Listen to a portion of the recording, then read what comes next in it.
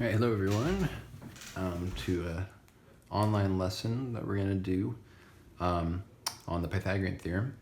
So we've been focusing a lot on triangles and angles in those triangles, and angle relationships and solving for angles, all sorts of stuff. We're going to continue our our learning on studying triangles by looking at a relationship of triangles for specifically right triangles. Right triangles is a triangle that has an angle that's 90 degrees. Right? So I'm sure that you've heard of the Pythagorean theorem before, but we're going to look at it more in depth in this video. For this video, I would encourage you to take notes in your notebook, just like you would in class. And write down any questions that you might have that I can answer later. Pause the video if you need to, if I ask a question, I try to think about it, and that'll be helpful to you for this. So, the Pythagorean theorem, right? Our requirement first is that we're going to think specifically about right triangles. Right triangles are triangles that have one angle measure that is 90 degrees.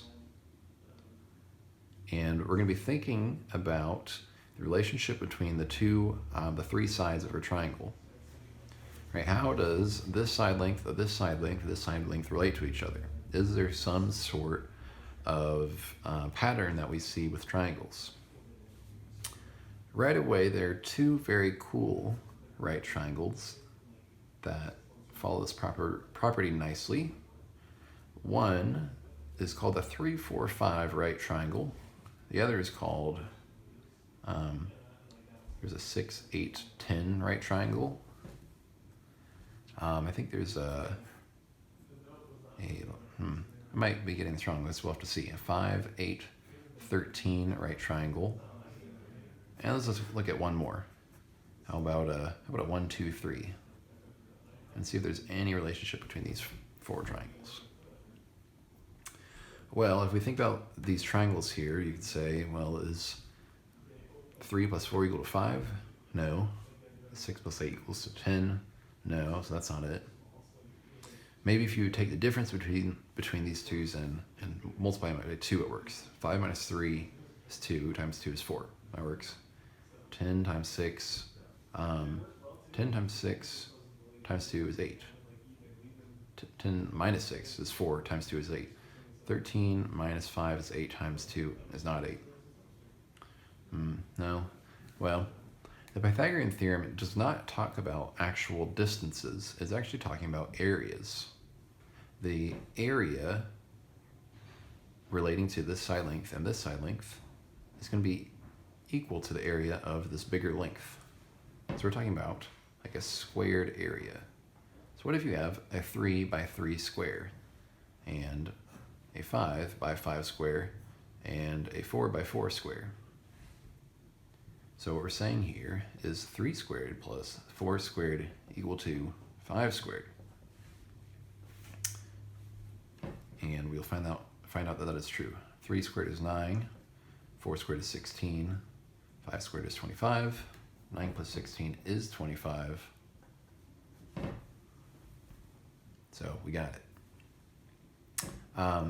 So our formula here is commonly known as a squared plus b squared equals c squared, where it says that no matter what kind of right triangle you have, that one side length plus the other side length is equal to the hypotenuse squared. And what I mean by that is the 6 squared plus 8 squared is 10 squared, right? The side squareds. Now, these first three should be true. Now, if this fourth one is not true, then what it has to mean is that this can't be a right angle, right? We can't have values that don't follow this and it still be a right triangle. So let's try it with this one. 6 squared plus 8 squared, is that equal to 10 squared? 36 plus 64 is 100. 100 is equal to 100. That works. This one, 5 squared plus 8 squared is 13 squared. So 25 plus 64 is 169. Did I do that math right? Yeah. 89 is 169? No. All right, this can't be a valid triangle. And I went ahead. 1 squared plus 2 squared is 3 squared. No. 5 is equal to 9. So that can't be a right triangle either. These two are. So where did this come about? This formula that a squared plus b squared is equal to c squared. Right? That's what we're going to be looking at today. And maybe do some example problems as well. Well, we're going to look at a triangle just looking at these letter values and think about them. A, B, and C. We have a right triangle, the values are A, B, and C. Okay.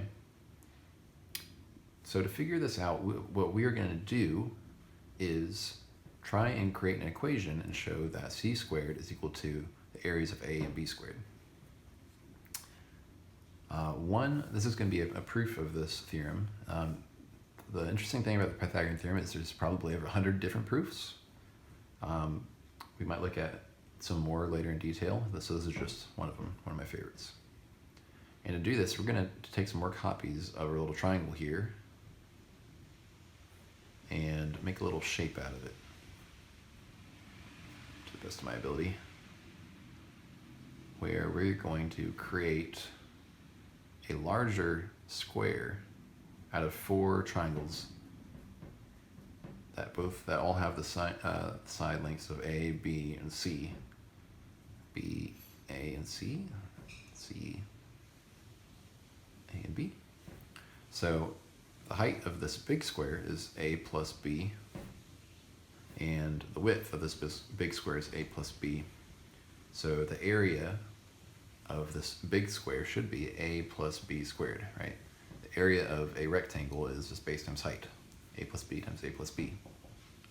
And we're going to see, is that equal to the 4 triangle areas plus the area of this square in the middle? This should be a square here. So the square is easy, right? The base is C, the height is C. So we'll get C squared for the square. And then we have 4 triangles, each that have a base of A and then a height of B, or a base of B and a height of A. So 4 1/2 base times height is our formula for rectangles. So A times B. Okay, are these two things equal? So far we haven't used our formula at all. We're just thinking about the area formulas that we know for triangles and rectangles. We're going to see if we can come to a conclusion of this, like this, just using our variables here. So this will be equal to A squared plus 2AB plus B squared. The 4 and the 1/2 can become 2. So we get 2AB. And now we can just subtract 2AB on both sides. And we get A squared plus B squared is equal to C squared. So that is one of the quickest ways to prove the Pythagorean theorem, by using 4 ABC right triangles, putting them in this orientation where we get a big square out of the 4 of them, and then we can look at 2 different areas and set them equal to each other to sort of find the formula. Right? We sort of found it amidst these areas. So that's very cool, and we'll try and look at more of these later. But let's look at how we can use this formula more. So in our previous problems, we were looking at and verifying whether these triangles are possible to be right triangles or not. But what about the other way around? What if we know it's a right triangle and we just want to find one of the missing values? So how about, what if, let's do something that's not too hard. Well, trying to remember. How about 5 and 12? And we don't know what our hypotenuse is. Well, if 5 is A and 12 is B, then our formula says that 5 squared plus 12 squared is equal to x squared. So 5 squared is 25, 12 squared is 144. So x squared is equal to 169. 169, we should know that number because it should be 13 squared.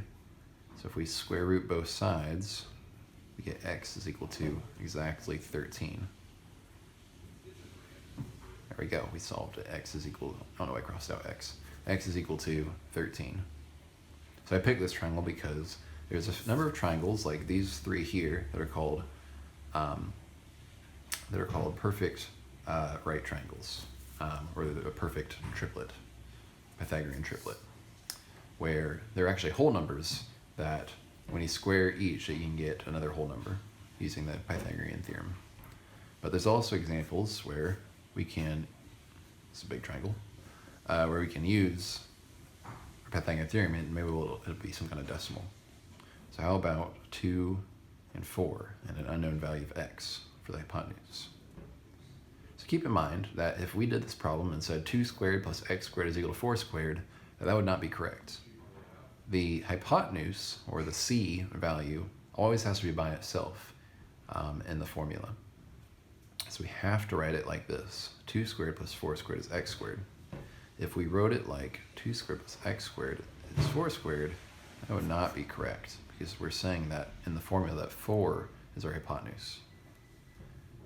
So we can solve here. Get the x squared is 20. So x is the square root of 20. What times itself is equal to 20? Well, 4 times 4 is